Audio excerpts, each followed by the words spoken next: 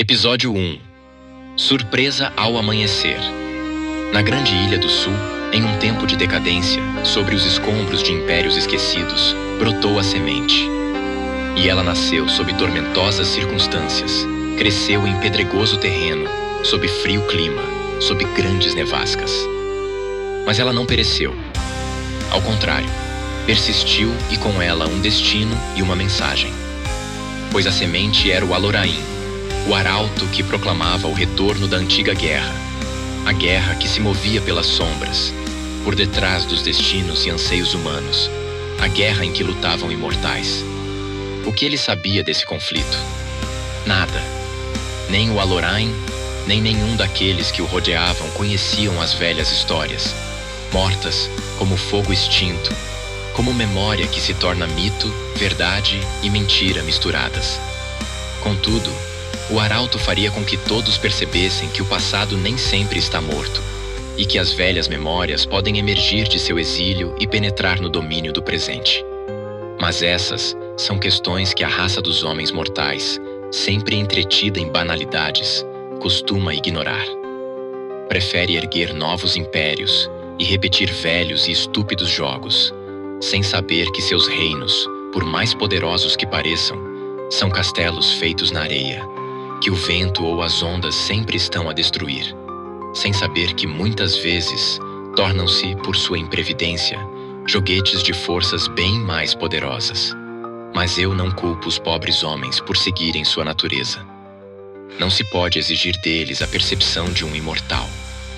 Inevitavelmente, devem ser absorvidos por essas preocupações comezinhas, vãs no grande espectro do tempo, mas que têm certa relevância sob a ótica míope dos seres humanos. É por isso que Zairon, no dia do nascimento de seu segundo filho, não conseguia estar totalmente feliz. A sombra do jogo dos mortais estava sempre a atormentá-lo. Afinal, ele era um jogador relevante, ocupava o trono dos Filhos do Fogo. Senhor feudal poderoso, nobre do grande Império do Sul, conhecido como a Terra das Sombras, estava sempre envolvido em disputas, em jogos de poder. Zairon observava um papel em suas mãos, uma mensagem do último confronto em que fora envolvido.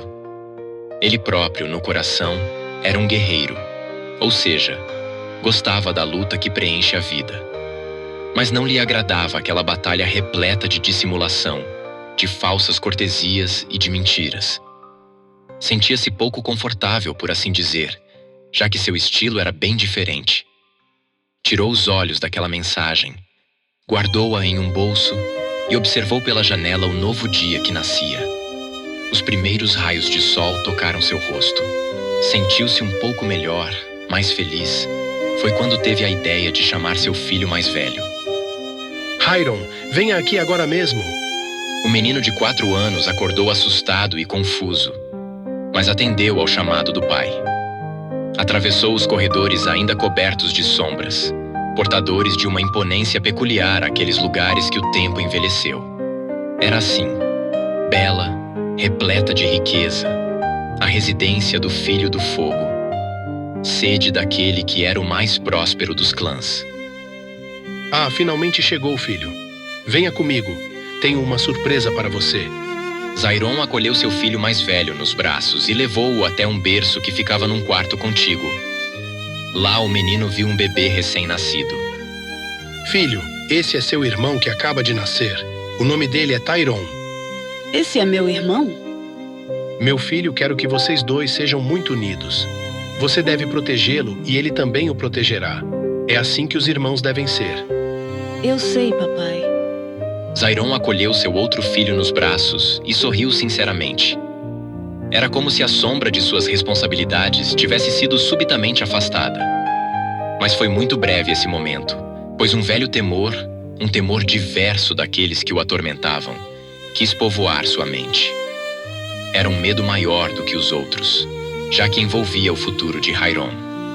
Como seu pai, o menino possuía o sangue de um povo estrangeiro. Não era um Norgat, ao contrário do bebê, que dormia placidamente. Meu senhor, aqui estou, disse um homem de mais de 60 anos que entrara no quarto acompanhado de uma moça mais nova. Jonorat, você já viu meu filho mais novo? Ah, sim, mestre Zairon. Eu já o tinha visto. Sirat o levou até os criados, por ordem de sua esposa. Esse é mesmo um dia muito feliz. É verdade, meu amigo. Suponho que não pretenda sair hoje. Ao contrário, Jonorat. Chamei-o aqui porque preciso que prepare a carruagem. Mas até no dia do nascimento de seu filho pretende trabalhar, senhor? Ora, preciso averiguar certos assuntos. Não é nada muito sério, mas não gosto de adiar meus afazeres. Aliás, o que tenho de fazer hoje é verdadeiramente inadiável. O velho fez uma mesura e retirou-se para desempenhar sua tarefa. Sirat, cuide de Hairon, está bem? Sim, meu senhor. Vamos, Hairon. O menino relutantemente obedeceu. Desagradava-lhe a ideia de afastar-se daquela interessante novidade que era seu irmão. Assim que ele se retirou, Zairon recolocou seu filho no berço e ficou a observá-lo. Depois, deixou aqueles aposentos, desceu as escadas, mergulhando no grande átrio central, decorado com luxuosas tapeçarias, trazidas do distante continente, da ancestral cidade de Algar. Lá estava também o quadro do falecido Tyron Norgat, pai de sua esposa. Por um momento, a atenção de Zairon foi capturada pela expressão severa daquela figura. Arrogante até depois de morto, pensou. Alcançou por fim o exterior da residência e foi recebido pelas graciosas e imperturbáveis colinas de grama que a margeavam.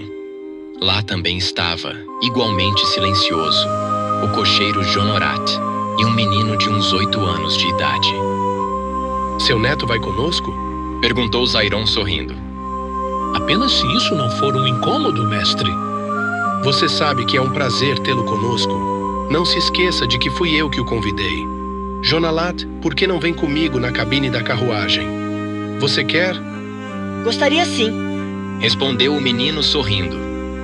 Agradavam-lhe aquelas poltronas macias e o caráter suntuoso do interior do veículo. Para as minas, então? Para as minas?